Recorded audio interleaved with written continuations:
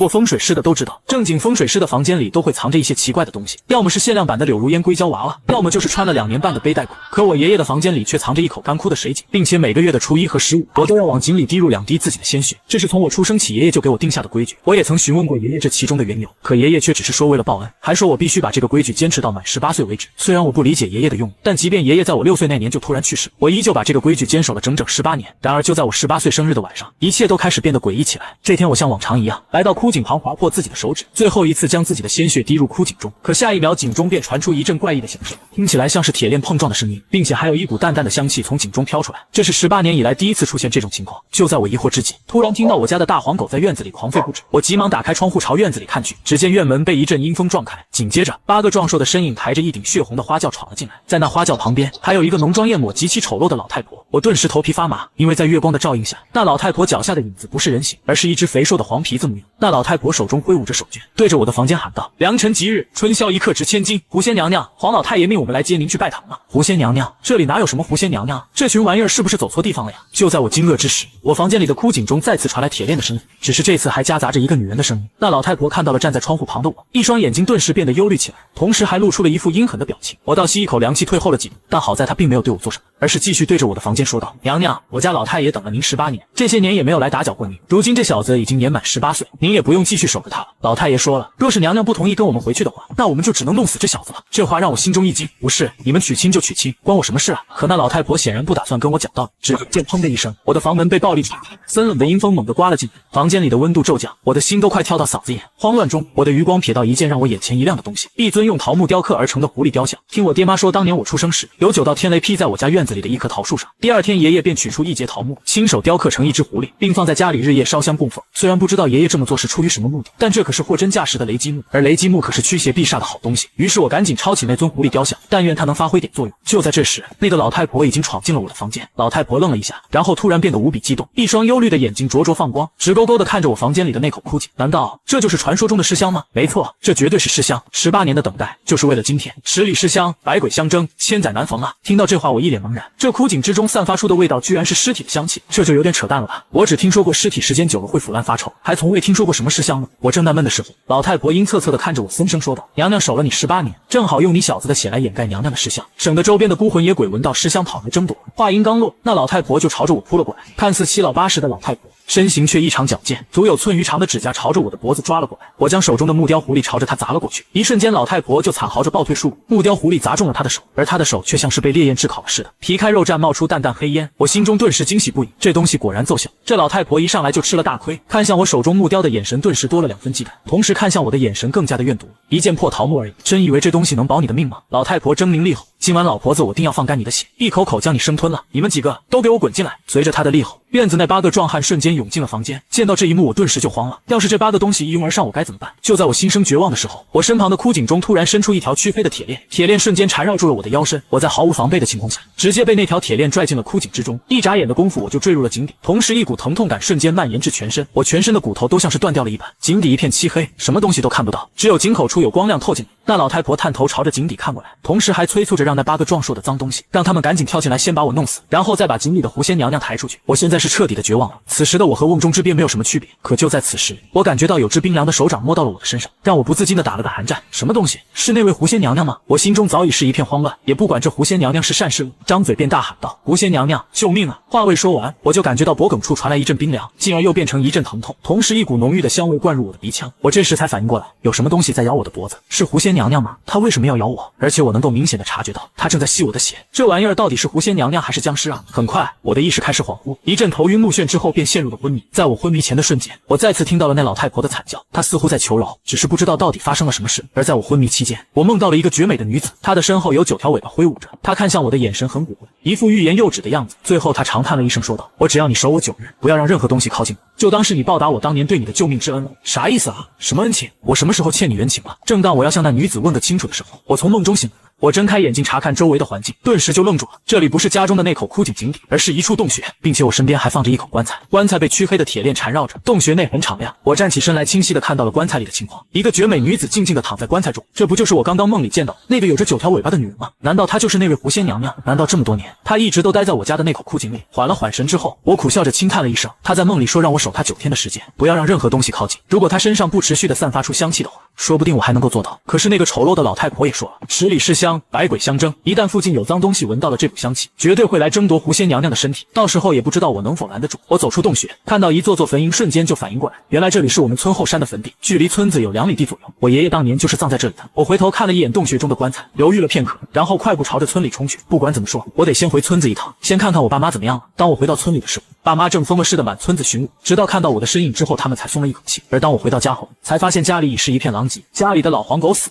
院子里还有一只死掉的黄皮子，这应该就是昨晚那个丑陋的老太婆吧。而房间里的那口枯井也塌了，连带着咱家的房子都倒塌了一半，家里已经不能住了。正好爷爷在临终前也叮嘱我，等我过了18岁的生日之后，让我们一家就不要留在村子里，最好搬到镇上住。当年爷爷留下的遗产中就有镇上好几套房子呢。我把昨晚的事情简单跟爸妈说了一下，同时催促他们尽快搬到镇上去。听完我所说的，爸妈脸色吓得不轻，老妈急忙说道：“儿子，啥也不说了，咱们今天就走，省得那些脏东西再来找你的麻烦。至于那位狐仙娘娘，咱们就别管了，人家神通广大，用不着咱们保护。”不行，老爸神情严肃地打断了老妈的话。当年如果不是那位狐仙娘娘出手，咱家娃在出生的时候就已经死了。咱做人不能忘恩。随后我爸讲述了一段我出生时的往事，听完之后我顿时一惊，原来那狐仙娘娘说我欠她恩情并不是假话。这么说这份差事我是逃不掉了。我尽力表现出一副轻松的样子说道：“妈，放心吧，我不会有事的。9天之后我去镇上找你们。”家里也没有多少东西好收拾的，不到1个小时的时间，爸妈就收拾妥当。老爸开着他的那拉货的破面包车，带着哭哭啼啼的老妈朝着镇上驶去。没有了后顾之忧，我也稍微的松了一口气，背着背包快速的离开村子，再次回到狐仙娘娘所在的洞穴。背包里除了有我的一些衣服和食物之外，还有一些红绳、桃木钉、铜钱之类的东西，这些都是爷爷的遗物。其中我最看重的是爷爷留下的一份手记，手记中记载了不少关于风水之类的东西。我小时候对这些东西很感兴趣，经常翻看，也算是无师自通，只不过我从未施展过，也不知道这些手段到底有没有效果。我先是抓起一包香灰均匀地撒在洞口，随后又拿出一枚黄铜铃铛挂在洞口上方。做完这一切之后，我走到了棺材边，咬破指尖挤出几滴血落在狐仙娘娘的嘴唇上。因为我记得那个丑陋的老太婆说过，我的血能够抑制住狐仙娘娘身上的香气，也不知道是不是真的。当我的指尖血滴落在狐仙娘娘的嘴唇上，指尖血迅速被她吸入口中，紧跟着她身上那奇异的香气就淡了一些，还真有效果呀！我顿时有点激动了，只要不让附近的脏东西寻到这里来，守她9天的时间应该轻松多了。可事情远没有我想象的那么简单，短短3天之后，我便陷入了困境。我的血确实能够暂时的抑制狐仙娘娘身上的香气，但是抑制的时间越来越短了。刚开始的时候，几滴血就能够抑制小半天的时间，而现在将近半碗血才能够抑制1个小时的时间。照这样下去，就算把我的血放干了，都不可能撑到第9天的。就在第4天的晚上，我刚用手腕处的血压制了她身上的湿香气，就听到洞穴外传来些许的轻微异响。我心中一凛，顿时有了一种不太好的预感，轻手轻脚的来到洞穴口，朝着外面看去。朦胧月光照映下，我看到了一只肥硕的黄皮子正站在一座坟头上面，像是猎犬似的嗅着空气中的气味。千万别闻到狐仙娘娘的香气啊！我在心中紧张的祈祷，可并没有什么卵用，仅仅只是在空气中嗅了2下，那只肥硕的黄皮子就眸光一亮，然后便朝着洞穴这边缓缓的靠近。我心中更加的紧张起来，一手紧握那木雕狐狸，另一只手则是紧抓着几根桃木钉，死死的盯着那只肥硕的黄皮子。而那只黄皮子很谨慎，他虽然发现了这个洞穴，但是并没有直接冲进来，而是站在洞口喃喃自语道：“老太爷，您老都一把年纪了，还想着娶狐仙娘娘，实在太浪费了。如果狐仙娘娘能够成为我的女人，以后不仅仅是咱们黄家，就连老林子里的胡家也得跪在我的脚下。”说完，他小心翼翼地朝洞穴靠近，可他刚把脚跨进洞穴，就踩在了我提前撒好的香灰上面，伴随着滋滋的声音响起，这黄皮子痛得跳脚直叫唤，踩在香灰上的爪子都像是烤焦了似的。那黄皮子顿时怒了，冲着洞穴内喝骂起来。看来这家伙也没有那么蠢，他已经猜到洞穴之中有人在看守。我没有搭理他，屏住呼吸看着他在洞穴口跳脚怒骂。骂了一阵子之后，黄皮子狠狠地一咬牙，森声说道：“不吭声是吧？以为用这种手段就能够搞定老子了？真当本大爷是吃素的了？等本大爷进去之后，第一个拿你开刀。”话音落，只见那肥硕的黄皮子深吸一口气，这口气他吸的时间很长，将近半分钟的时间，他那原本就肥硕的肚皮，此时已经鼓得像是圆球似的。这货想干啥？就在我心中疑惑之际，他的下一个动作直接让我面色巨变。那混蛋玩意竟然撅着屁股，对着洞穴这边放了个又臭又响的屁，就像是猛烈的阴风倒灌进洞穴似的。要不是我及时屏住呼吸，说不定就被这臭屁熏得晕死过去了。可令我震惊的是，我铺洒洞口的香灰居然被他的臭屁给吹散了。那黄皮子似乎对自己的臭屁很有信心，一脸嘚瑟的说道：“本大爷的这个屁味道如何？是不是爽翻了？”他以为我已经被熏晕了，大步迈入了洞穴。可就在他一只脚踏进洞穴的同时，我提前挂在洞口上方的黄铜铃铛猛地颤动起来。清脆铃声响起的瞬间，那肥硕的黄皮子身躯猛地一颤，像是被定住了似的，宛若失神了，僵在原地。我等的就是这一刻，我赶紧冲了出去，抓着木雕狐狸狠狠地砸在这只黄皮子脑袋上，瞬间将它撂翻在地。而我的右手也没有停歇，将几根桃木钉直接扎进了这家伙的体内。肥硕的黄皮子立刻发出惨叫，疯狂地挣扎起来。我再次举起木雕狐狸，继续狠狠地在他脑袋上砸了好几下，将他彻底的砸晕过去之后才罢手。但出乎意料的是，这肥硕的黄皮子皮厚肉糙，即使我在他身上刺进了几枚桃木钉，即使拿着木雕狐狸朝着他的脑袋砸了多次，也仅仅只是把他砸晕了而已。原本是想趁着他昏迷弄死他的，不过转念一想又打消了这个念头。我从背包里摸出了红绳，趁着他昏迷过去，直接将他捆了起来，确定他就算醒来之后都无法挣脱，我才彻底的松了一口气。而我之所以没有立即弄死他，主要是想从他口中知晓一些关于那位狐仙娘娘的事情。我狠狠地扇了这肥瘦的黄皮子几巴掌，可他却始终闭着眼睛毫无回应，像是遭受重创陷入了深度的昏迷。我眉头一挑，淡声说道：“死了？那算了，没什么价值了，一把火烧了吧。”别，没死，还没死呢。肥瘦的黄皮子急忙睁开眼睛，不敢再装死，还可怜巴巴地看着我说道：“大兄弟，我在皇家的地位很高，你可以把我当成人质，我们皇家那边绝对没人敢动你一根毛。”我眯着眼睛看着他说道：“哦，你在皇家之中还是个重要人物，那是必须的呀。”为了体现自己价值，他急忙说道：“皇家现在掌权的是老太爷，我是老太爷的嫡系重孙，只要我那28个大伯和63个堂兄弟挂了之后，我就是下一代皇家的家主了。”啥？就这你也好意思说自己是皇家的重要人物？我都懒得吐槽了，直接开口问道：“为什么你们老太爷非要迎娶狐仙娘娘？”他朝着洞穴里的那口棺材瞥了一眼，随后小心翼翼地说道：“为的是狐仙娘娘的九阴之体。老太爷等了18年，就是为了等到娘娘最虚弱的时候，只要在这个时候夺走了娘娘的纯阴之身，老太爷不仅能够返老还童，甚至还有可能一统老林子之中的其他几家。到那时候，不论是胡三太奶还是常四爷，都不可能是我们老太爷的对手了。”胡三太奶是谁？常四爷又是谁？我打断他的话，沉声问道：“关于这位狐仙娘娘，你知道多少？”他小声说道：“具体情况不知道，只知道18年前胡三太奶放话，他们胡家有先祖显灵，有位九尾天狐出现在了东北大地上，胡家悬赏，谁若是能够提供那位九尾天狐的消息，胡家会以重礼酬谢，并且世代会被胡家奉为恩人。我们皇家的老太爷在18年前得到了狐仙娘娘的消息，但是并没有通知胡家，反而封锁了消息，不允许狐仙娘娘的消息走漏出去。”听着这肥瘦黄皮子的讲述，我有些茫然了。我爸在离开村子之前跟我说过，是狐仙娘娘救了我的命，我是在出生之时喝了她的血才活过来的。那么狐仙娘娘为什么要救我，又为什么会守我18年之久呢？就在我沉思的时候，洞穴外突然传来了一阵急促的尖锐叫声，让我心中又是一惊。我快步来到洞穴口，看到几只小黄皮子在洞穴前转，而后猛地逃窜离开了。坏了，这几只小黄皮子肯定是跑回去通风报信去了。我脸色阴沉地回到洞穴中，察觉到我神色不对，那肥瘦的黄皮子急忙说道：“大兄弟，不关我的事啊，我是自己找到这里的。至于外面的那几个，肯定是闻到了狐仙娘娘身上的香气，所以才找到这的。他们肯定回去汇报给老太爷。大兄弟，你快走吧，估计用不了多久的时间，老太爷就会亲自赶过来了，到时候你的麻烦就大了呀。”这话说的，不知道的还以为这肥瘦黄皮子是为了我好。我有点犹豫了，要不要直接弄死这只肥瘦的黄皮子呢？或许是察觉到了我的杀意，肥瘦黄皮子猛地哆嗦了一下，急忙说道：“你要是觉得你一个人带着狐仙娘娘离开不方便的，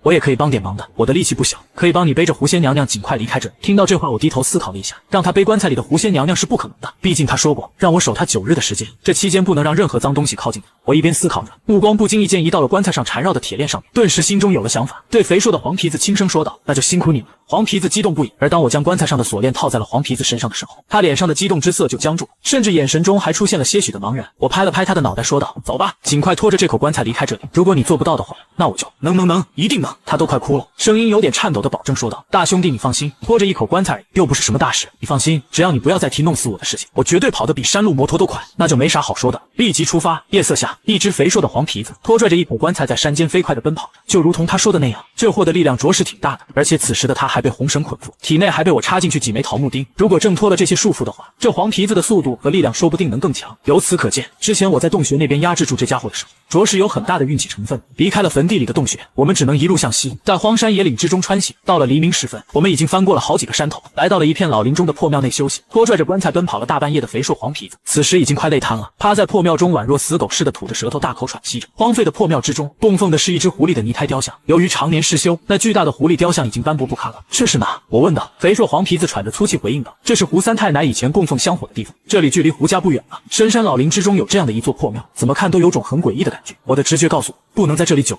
但是此时的黄皮子已经精疲力尽，想让他继续拖着棺材在山岭中前行是不可能的。或许是看出了我心中的纠结，肥硕黄皮子喘着粗气说道：“老弟，咱们这么一直跑也不是办法，先歇一歇吧。这里已经算是胡家的地盘了，我们黄家的那些家伙不敢轻易的踏足这里的。当然，你也可以带着这位狐仙娘娘直接去胡家那边。胡家这些年来也一直打听着狐仙娘娘的项目，如果你能够主动将狐仙娘娘送过去的话，胡家那边绝对不会亏待你的。”他的话确实让我有点心动。今天是我守着狐仙娘娘的第5天了，越往后越难守她平安，主要是她身上的那种尸香气越来越难以压制，一旦尸香扩散弥漫，周边的阴碎邪物必然会被吸引来，到时候我需要对付的就不仅仅是那些黄皮子。如果将狐仙娘娘送到胡家那边，凭借着胡家的实力，应该能。不行，我摇摇头，打断了心中的这个念头。我答应过狐仙娘娘，在这9天的时间里，不会让任何东西靠近她。况且这位狐仙娘娘究竟是不是胡家的先祖，我目前还不能确定。于是我沉声说道：“我们不去胡家，在这里休息一晚，明天出发离开这里。就算这里暂时安全，也不能在这里逗留太久的时间。狐仙娘娘身上的尸香愈加浓郁，在某个地方待的时间越久越容易出问题。”肥硕黄皮子苦叹一声，直接趴在破庙的地上喘息休息。我检查了他身上的桃木钉和红绳，防止他暗中破解我压制他的这些手段。如果没有桃木钉和那些红绳的牵制，以这家伙的力量速度完全迸发，我肯定会吃大亏的。今天真是多谢了，你放心，等过几天狐仙娘娘醒来之后，我肯定会放了你。我很认真的承诺，毕竟得给人家一点希望。若是压榨的太狠的话，这货说不定会跟我拼命的。他悠悠的说道：“老弟，你越这么说，我越是心慌啊。这货不信任我也正常。”我也没有继续多说什么。仅仅这一会的时间，破庙之中就已经充满了浓郁的香气，朝着破庙外萦绕蔓延。我眼睁睁的看着，却无可奈何。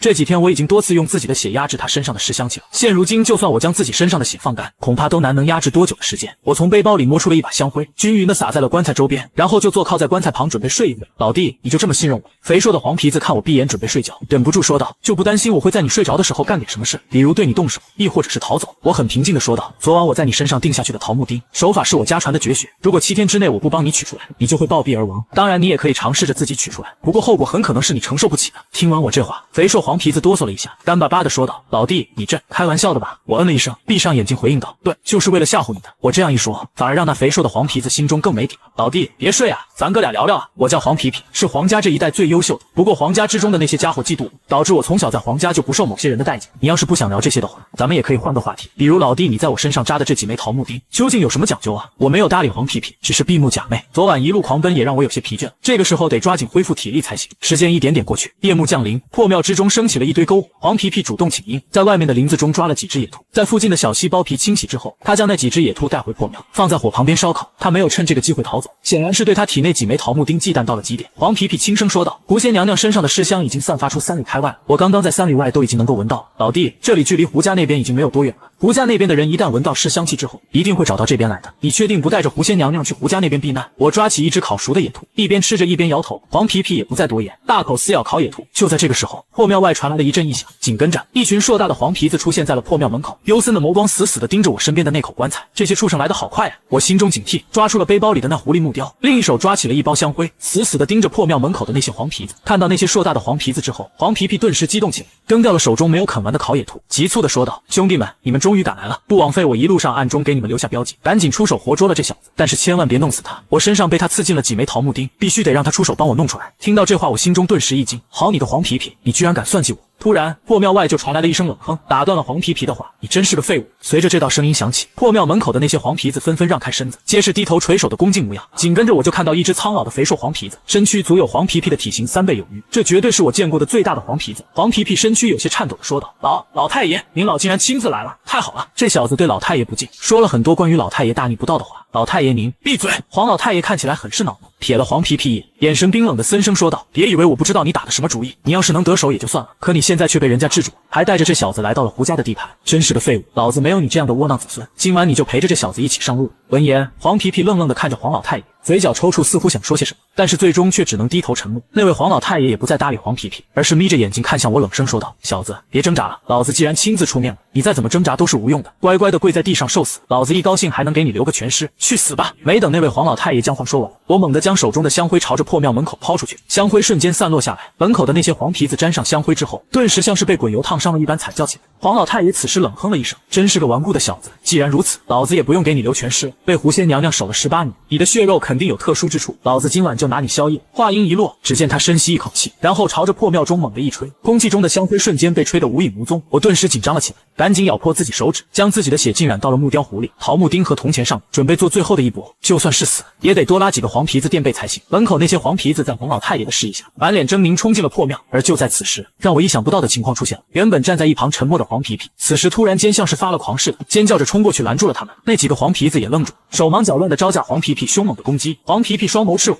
宛若失去了理智似的，不要命的撕咬其他几个黄皮子，同时还朝着破庙门口的黄老太爷嘶吼道：“老不死的东西，还想着长生延寿，做梦去吧！”随后黄皮皮冲我大喊道：“小子，之前的事是我做的不对，现在被逼到这份上，也没啥好顾忌的了。不想死的话，就把你的血染到那座狐狸泥雕上，说不定能请来胡三太奶。”黄皮皮的话未说完，就被那几只凶悍的黄皮子联手打得连连喷血。毕竟黄皮皮的身体里还有几根桃木钉没拔出来，这大大的限制了他的力量。转眼间，黄皮皮就被打飞了出去，大口吐着血倒在血泊中抽搐着，奄奄一息，像是活不久了的架势。而这个时候，我也听从了黄皮皮的建议，朝着破庙中的那座泥胎狐狸雕像，将手中几枚染过血的铜钱抛出去，伴随着清脆的声音响起，铜钱精准砸在了雕像上，同时铜钱上的血迹也印了上去。可是狐狸雕像却没有丝毫的反应，看样子那位胡三太奶不是这么好请呀。那几只黄皮子重创了黄皮皮之后，立刻朝我这边一点点逼近，我撒在棺材旁的香灰也被他们挥动尾巴吹散，没办法，接下来只能拼命。可就在此时，诡异的一幕出现，破庙中篝火的照映下，那座狐狸雕像的影子渐渐晃动起来，同时一阵娇笑声出现在破庙之中，就像是一群看不见的女人在嬉闹玩耍。这大半夜的荒山破庙里突然响起了女子娇笑声，这并不会让人心神荡漾，反而有种毛骨悚然的感觉。此时破庙门口的黄老太爷面色微变，冲着那几只深入破庙的黄皮子大声喝道：“快出来！”但这时的提醒有点晚了，破庙中那狐狸雕像的影子开始扭动，转眼间就蔓延到了那几只黄皮子身前，快速的缠绕他们的全身。一阵骨骼断裂声从几只黄皮子体内传出，他们连惨叫都没来得及发出，就被那诡异的影子硬生生的给捏死。这是啥？难道胡三太奶显灵了？破庙内血腥气弥漫，那几只诡异死亡的黄皮子，他们七窍流血瘫倒在血泊之中，鲜血流淌而出，肥硕的体型很快就缩小了将近一半，像是体内的鲜血被硬生生抽出来了似的。这样惨烈的一幕让破庙门口那些黄皮子瑟瑟发抖，如果不是因为那位黄老太爷还在场的话，估计他们早就跑了。黄老太爷眯起了眼睛，语气凝重的说道：“老太婆，你这下手就有点重了呀。”破庙中，那狐狸雕像的影子突然剧烈的晃动了一下，紧接着，一个拄着拐杖的老太婆从影子里走出来。老太婆满头银发，给人一种雍容华贵的感觉，看得出来，年轻的时候肯定也是个很有气质的大美女。她瞥了一眼破庙门口的黄老太爷，淡声说道：“老黄毛，不打招呼就跑到我们胡家的地头闹事，当我们胡家的人都死绝了，杀你家的几个小杂碎，仅仅是给你们一个教训而已。如果今晚我真的下死手的话，你带来的这些子孙有几个能够活着离开？”黄老太爷冷哼一声，随后指着我说道：“老太婆，老子也不跟你掰扯了，狐仙娘娘就当是老子送给你们胡家了，不过那个小子得交给我才行。”这话瞬间让我心头一紧，如果这个老太婆答应了黄老太爷的要求，那我岂不是必死无疑了？可让我意外的是，那老太婆很干脆的摇摇头，这小子把狐仙娘娘带到了我们胡家的地头，就算是我们胡家的恩人了，胡家从未有过出卖恩人的先例。老黄毛，你还是死了这条心吧。黄老太爷阴恻恻的说道：“老太婆，这点面子都不给吗？”老太婆淡声说道：“在我这，你什么面子都没有。话都说到这份上，如果不干一架的话，我都觉得今晚没法收场了。”可是黄老太爷却哼了一声，走，随后就在一群黄皮子的簇拥下离开了破庙。啊，就这样，这老黄皮子也太没种了吧！我心中吐槽的同时，并没有放松警惕，我紧张的看着那个老太婆，这老太婆应该就是黄皮皮说的胡三太奶。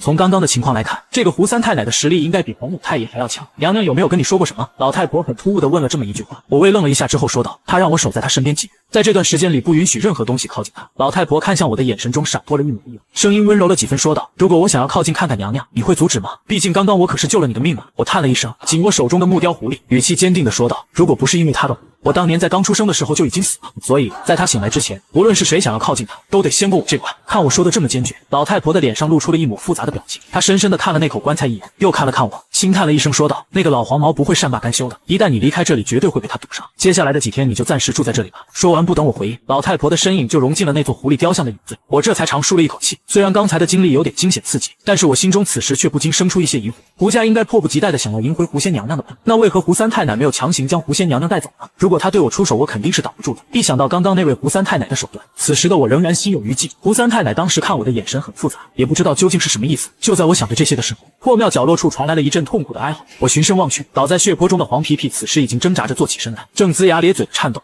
这混蛋玩意还没死呢，这家伙之前一路上暗中留下了痕迹，所以黄老太爷才能够这么快追来。结果没想到黄老太爷竟然如此狠心，居然想干掉黄皮皮，这就让黄皮皮受不了打击，直接崩溃了。看着从血泊中摇摇晃晃站起身来的黄皮皮，我心中有点纠结了，要不要弄死他？毕竟他出卖了我。但话说回来了，如果不是他提醒，我也请不来胡三太奶。这样说来，他也算是救了我一命。黄皮皮从血泊中站起身来，踉踉跄跄地走到了那几具死去的黄皮子身前，锋利的爪子直接将那几只黄皮子剖解开，然后将他们的心掏了出来，直接吞了。我看得眼角抽搐，有点犯恶心。而接下来的一幕却更让我震惊，吞下几颗新的黄皮皮，身体上的各处伤口竟然快速的复原了。仅仅不到1分钟的时间里，原本重伤的黄皮皮就重新恢复了气力，而他看向我的眼神则是复杂难明，似乎想说点什么，但是最终却一言不发地走出了破门，消失在夜幕中。看着他的离开，我反而有种如释重负的感觉，至少我不用再纠结要不要弄死他这件事。而等到天边泛起鱼肚白的时候，我却发现黄皮皮竟然又回到破墓，他又受伤了，身上的伤口不少，有些伤口深可见骨，看起来有些虚弱的样子。除此之外，他还带回来了几只已经剥了皮清洗好的野兔，他将那几只野兔放在了篝火旁烧烤，虚弱的对我说道：“周边都已经被皇家封锁，一旦走出这座破庙3里开外，就会第一时间被皇家的那些混蛋攻击。黄老太爷报复心极强，胡三太奶不给他面子，他肯定记恨于心。现在不断有皇家的元首朝着这边赶来，说不定是要跟胡家那边硬碰硬了。到时候胡三太奶可能没法分心照看破庙这边，你得提前做好心理准备。”说完这些之后，黄皮皮也没等我回应，走到破庙角落处呼呼大睡起来。接下来的几天时间里，我们都是以这种古怪的方式相处着。黄皮皮经常离开破庙打探周边的消息，顺便带来几只野兔、山鸡之类的野味。我始终没有跟他说过一句话。而棺材之中的尸香气越来越浓郁，甚至不论是白天还是晚上，都能隐隐听到远处传来的鬼哭声。恐怕周边的脏东西都闻到这股尸香气了，而直到现在都没有什么脏东西过来找我们。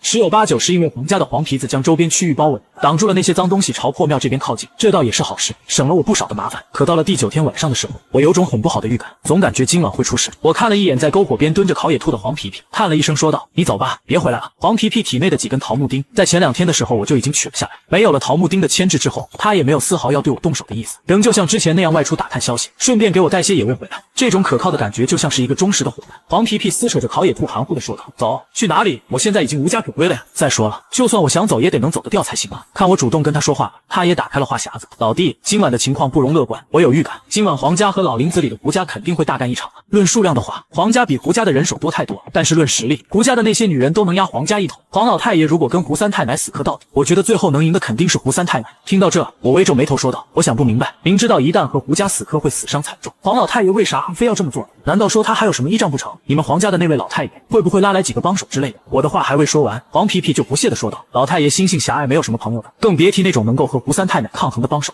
除非老太爷能够找来常四爷帮忙，不过肯定没戏的。”之前黄皮皮就曾经提及过那位常四爷的名号，似乎是一位能够和胡三太奶地位相当的人物。我对此挺好奇的，常四爷是谁？黄皮皮很随意地回应道：“东北5大仙家，胡黄白柳灰这5家知道吧？常四爷就是如今柳家的掌权人柳长，虽然年龄不比黄老太爷和胡三太奶，但是实力却和胡三太奶不相上下。常四爷行事霸道，为人贪婪，黄家跟柳家有过一些摩擦，两家本就不和睦，老太爷绝对不可能和常四爷合作。”就在此时，破庙外传来了一阵异响，由远及近，朝着破庙这边快速靠近。我和黄皮皮看去，只见庙外除了一些肥硕的黄皮子之外，还有密密麻麻的蛇群，领头为首的是2个家伙，一个是头顶有一缕白毛的黄皮子，比黄皮皮的体型还要大一半，颇有几分黄老太爷那种威严的气势；另一个则是浑身布满了黑色的鳞甲，宛若水桶粗细，足有丈余长的巨蟒。眼前的一幕，就算是傻子都明白是怎么回事。很显然，黄家和柳家那边联手了。我看了一眼黄皮皮，忍不住吐槽道：“你刚刚说什么来着？皇家不可能和柳家合作？”黄皮皮的脸皮抽搐，眼神中满是震惊，他颤声对我说道：“这是老太爷的大儿子，另一个是常四爷的弟弟，黄柳2家是真的联手了呀。那老太爷和常四爷他们呢？”那个头顶有一缕白毛的黄皮子冷哼着说道：“自然是去了胡家那边，有我爹和常四爷联手，胡三太奶短时间内就抽不开身来这里坏事。”那条黑色巨蟒阴恻恻的冷声说道：“别磨磨蹭蹭的浪费时间了，按照咱们的约定，先宰了这2个家伙，然后尽快带着那口棺材离开这里。这里毕竟是胡家的地盘。”听到他们的这番话之后，我的心就已经沉入了谷底。胡三太奶那边是指望不上呀，那么接下来就只能拼命了。随着黑色巨蟒的一声令下，那些黄皮子和蛇群疯狂地涌进了破庙中。黄皮皮怒吼一声，很凶悍地迎了上去，完全是以命搏命的打法，相当惨烈。还有一些黄皮子和蛇群绕过黄皮皮，朝着我这边扑了过来。我一边抛洒着香灰，一边闪避着，手中的木雕狐狸不断地砸中黄皮子和各种蛇的身上，尖叫惨嚎不断在破庙之中响起，血腥气也快速弥漫开来。绝望的情绪笼罩下，我体内的潜能爆发，短短1会的时间，死伤在我手中的黄皮子和蛇已经有不少了。不过我也受了不少的伤，伤口火辣辣的疼，鲜血汩汩流淌，杀一个够本，杀2个就是赚的。黄皮皮双眸赤红，疯狂地叫嚣着，他身上的伤势也不轻了。可随着战斗越来越激烈，我背包里的香灰已经用完了，手中的桃木钉也已经折断了，木雕狐狸也已经皲裂。按照现在的情况来看，就算这些畜生不继续攻击我们，我和黄皮皮都可能会活活累死。伴随着一阵猛烈的阴风灌进破庙，门口那肥硕的黄皮子和黑色巨蟒进入了破庙之中，慢慢朝着我和黄皮皮逼近。黄皮皮剧烈喘息着，2条爪子已经骨折，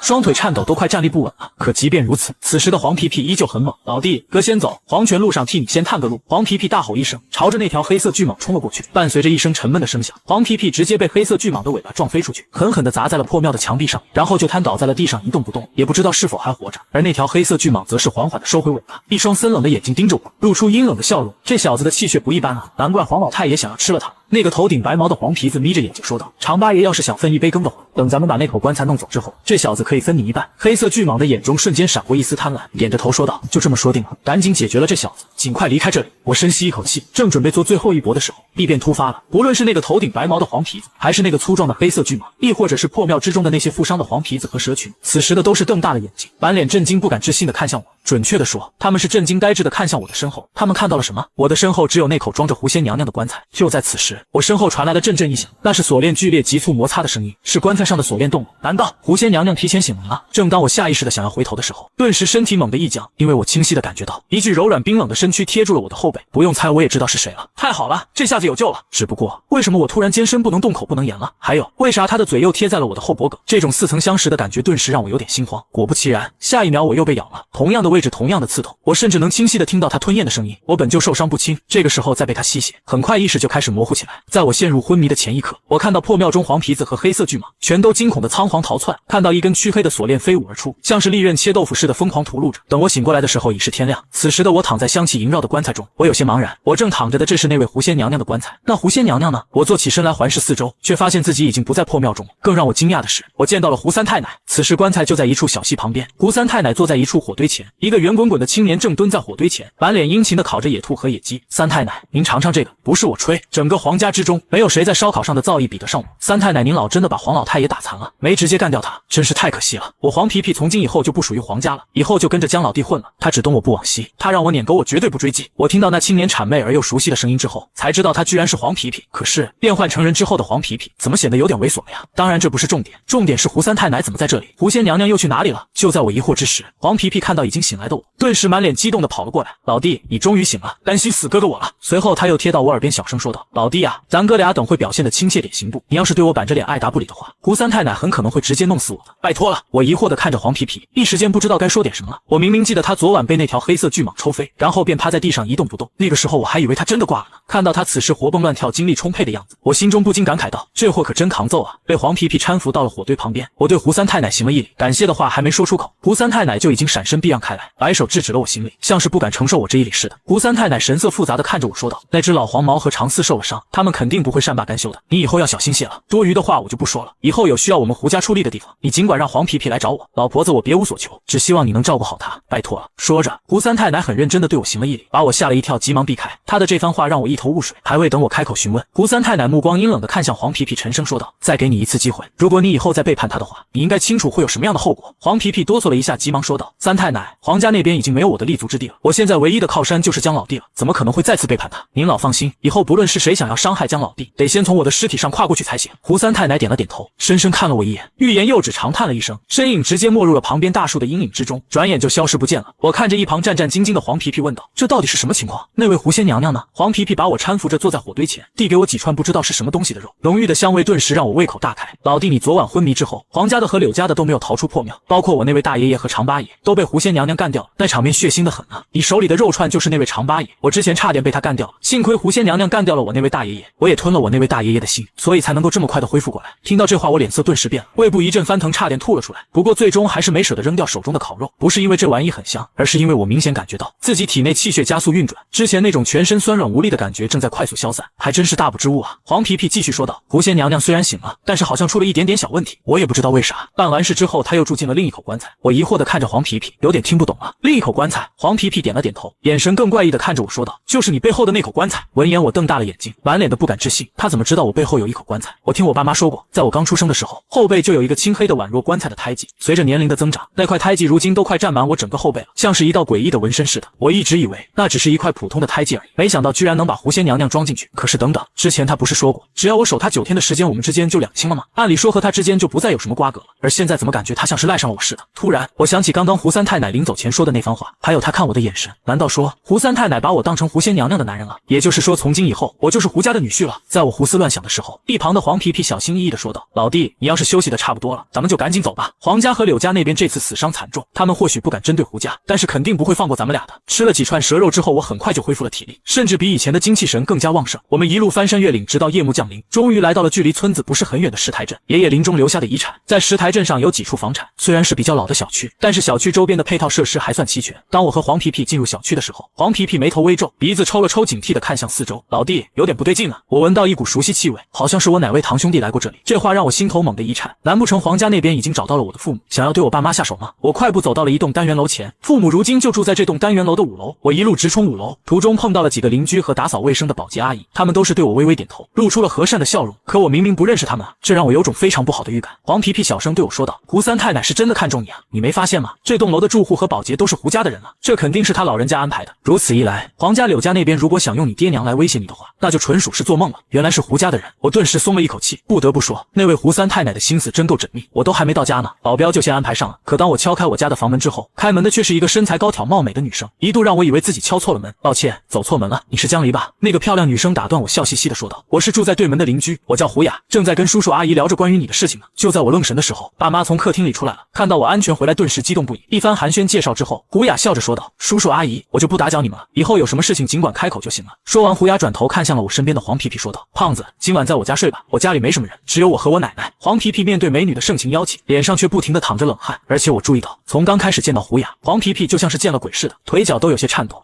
不用了吧？黄皮皮颤声回应道：“我晚上跟江老弟挤挤睡就行了，就不劳烦胡小姐。”话未说完，胡雅已经伸手抓住了黄皮皮的胳膊，一脸热情地说道：“说什么劳烦不劳烦的话，我奶奶就喜欢你这样胖乎乎的男人，显得喜庆。这些年奶奶一直催着我找个男人，我一直没有看上眼的。今天见到你之后，我就感觉缘分到了。”也不理会黄皮皮的挣扎，胡雅强行拽着哭丧着脸的黄皮皮去了对门。至于黄皮皮那哀求的眼神，我只能全当没看见了。难得有个大美女能够看上你，你就偷着乐去吧。胡雅带走了黄皮皮后，我将这9天的遭遇告诉了爸妈。当得知狐仙娘娘住进了我后背上的胎记中时，爸妈的脸色瞬间变得很古怪。老爸小声嘟囔：“这是把咱儿子当成胡家的女婿了，胡家女婿也没有咱儿子这样的待遇吧？”老妈则是眨巴着眼睛说道：“我们搬到小区这边来没几天，这栋楼原本的一些住户就纷纷搬走了，听说是有人出高价买下了他们的房子。当时我还觉得奇怪，为啥没有人出高价买咱们的房子？现在看来应该都是那位胡三太奶安排的。”说到这，老妈就皱起了眉头。被胡家保护是好事，不过你身上住着那位狐仙就不知道是好是坏了。老爸好奇问道：“有什么不好的？你到底想说什么呀？”老妈恨铁不成钢地看着他说道：“我的意思是，如果那位狐仙娘娘一直不露面，咱儿子是不是就要守活寡了？”这八字还没一撇呢，老妈就开始考虑以后的事情了。女人的心思确实挺难猜的。由于这些天太过劳累，晚上躺在床上没多久我就沉沉睡去了。可刚入睡没多久，我再次见到了那个长着9条尾巴的女人，而这次她跟我说了3件事。第一件事是关于她的名字，她不姓胡，而是姓涂山，叫涂山晶晶。第二件事，她并不是胡家的先祖，但是和胡家有很深的渊源。第三件事也是最重要的一件事，那就是她需要依附在我身上一段时间。她没告诉我具体原因，也没说会持续多久，但是从目前的情况来看，她可能真的是赖上我了。而最让我闹心的是，涂山晶晶依附在我身上，我就没有办法和别的女生谈恋爱了。如今我也算是成年人了，不能谈恋爱总感觉有点亏啊。第二天一大早，我便来到对门胡雅的门前，按下门铃，可开门的却是黄皮皮。此时的她眼眶深陷，原本肥胖的体型变得消瘦了不少。她哆哆嗦嗦地伸出手抓住我的胳膊，声音沙哑，哀声说道：“老弟，救我！仅仅一夜而已，怎么感觉黄皮皮像是被榨干了似的？”这时，胡雅满面红光地从卧室里走出来，笑靥如花地跟我打招呼。我笑着说道：“胡小姐昨晚休息得很不错呀，容光焕发，神采奕奕的。”胡雅把手轻轻地搭在黄皮皮身上，笑呵呵地回应道：“主要是我家皮皮昨晚很给力，我奶奶已经同意我们交往了，等以后我们结婚了，你别忘了过来喝喜酒啊。”黄皮皮却依旧用哀求的眼神看着我，真是饱汉子不知饿汉子饥啊！处于羡慕嫉妒心理作祟，我很干脆地无视了黄皮皮的眼神。接下来的一段时间里，我就宅在家中哪都没去，每天晚上都会梦到涂山晶晶。在她的指引下，我开始修炼自己体内的气。按照她的说法，我命格奇特，悲观而生，阳身阴命，在炼气这方面有天然的优势。果然不到1个月的时间里，我体内的气迅速增长，身体素质有了质的提升。转眼间，距离学校开学只有几天的时间了，我得和黄皮皮提前去杭城那边。我考上了杭城师范学院，而胡家刚好在杭城有一些产业。胡雅让我和黄皮皮先去一趟胡家，以后如果我们在杭城遇到什么麻烦之类的，也能有个照应。离开家，坐上了前往杭城的高铁上，黄皮皮哭得眼泪哗啦的，像是受了多大委屈的小媳妇似的。我一脸嫌弃的背着背包，拎着行李，对正在抹眼泪的黄皮皮说道：“真的没看出来，这段时间你跟胡雅的感情突飞猛进啊，搞得跟生离死别似的。要是你实在舍不得跟她分开，你可以留下来。”黄皮皮打断了我的话，抽泣着说道：“哥哥，我这是伤心吗？这分明是喜悦激动的泪水啊！老弟，你是不知道我这段时间是怎么过来的，6味地黄丸都吃了8瓶了，了，体重从240斤骤降到150多斤。那娘们太狠了，一天8次啊！你要是再不去杭城那边的话，我感觉自己就要被他玩废了呀！整个胡家，我最怕的就是胡三太奶，第二怕的就是他了。当年就是不小心偷看过他洗澡而已。你说他咋这么记仇啊？黄皮皮的这番诉苦，让我一时间也不知道他是真的在诉苦还是在炫耀。所以最终我伸出了中指，对他表达了最真切的问候。在我俩上了高铁之后，黄皮皮就摸出了手机，翻找着杭城那边的美食，说等到了杭城之后，一定要在那边好好补补腰子，增增肥。当高铁驶出车站的时候，我眉头微皱，抬头朝着车厢中的某处瞥了一眼，我体内的气快速游走，汇聚到双眸之中。依稀之间，我能看到车厢中众人头顶处的淡淡雾气，而让我格外警惕的是靠近车厢门坐着的那个中年男人，他头上呈现的雾气有好几种，粉红、黑雾、惨绿等糅杂在一起，同时还有一股很淡的阴冷气息。黄皮皮依旧翻看着手机上关于杭城美食的介绍，头也不抬的嘟囔着说道：“都说杭城是美食荒漠，我刚开始还不信，现在看来好像是真的。”我用胳膊肘戳了戳他，小声说道：“咱们被人跟踪了。”黄皮皮愣了一下，随后满脸茫然的说道：“谁跟踪咱们？哪呢？”我赶紧制止他四处乱看的举动。车厢门口那个穿黑色皮夹克的男人，从咱们上车的时候就盯着咱们了，是不是你们黄家的人，或者是柳家那边的？黄皮皮朝着车厢门口瞥了一眼，很干脆的摇头说道：“不是黄家的，也不是柳家的，那家伙我认识，是个出马仙，供奉的是柳家的常四爷。”什么出马仙？